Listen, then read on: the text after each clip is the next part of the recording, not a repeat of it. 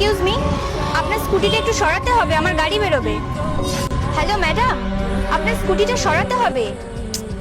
শুনতে পাচ্ছেন না নাকি ম্যাডাম? আরে গা তো জ্বরে একদম পুড়ে যাচ্ছে, তার মানে উনি অসুস্থ হয়ে পড়েছেন। এই তো ওনার বাড়ি থেকেই মনে হয় কল করেছে। আমি বরং ফোনটা তুলে বলে দিই উনি অসুস্থ হয়ে গেছেন, ওনাকে বাড়িতে নিয়ে যাওয়ার জন্য।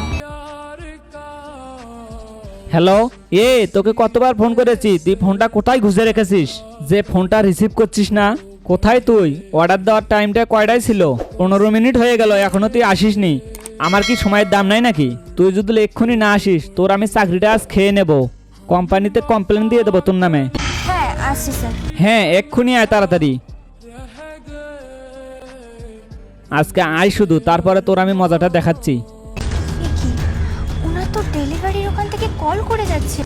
উনি যদি এখন খাবারটা টাইম মতো পৌঁছতে না পারেন তাহলে তো ওনার চাকরিটাই চলে যাবে। কিন্তু সেটা দেখার আগে তুমি যদি মহান আল্লাহকে ভালোবেসে থাকো তাহলে ভিডিওতে লাইক দিয়ে এই সাদা কালার সাবস্ক্রাইব বাটনটা চাপ দিয়ে সাবস্ক্রাইব করে দেন। আর যদি তুমি লাইক সাবস্ক্রাইব না করো তাহলে আমি ভেবে নেব তুমি মহান আল্লাহকে ভালোবাসো না। আর কমেন্ট বক্সে বলে যে না আমি দেখি তো লোকেশনটা। আচ্ছা, এটা তো আমার পাশের গলিটাই মনে হচ্ছে। হ্যাঁ পাশের গলিটাই হবে। আমি এক কাজ করি, আমি বরং অর্ডারটা দিয়ে আসি, তাহলে ওনার চাকরিটা হয়তো বেঁচে যাবে।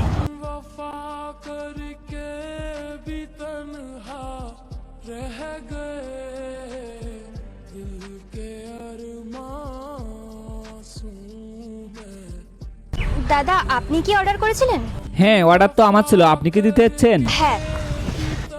কিন্তু আপনাকে দেখে তো ডেলিভারি গার্লস লাগছে না।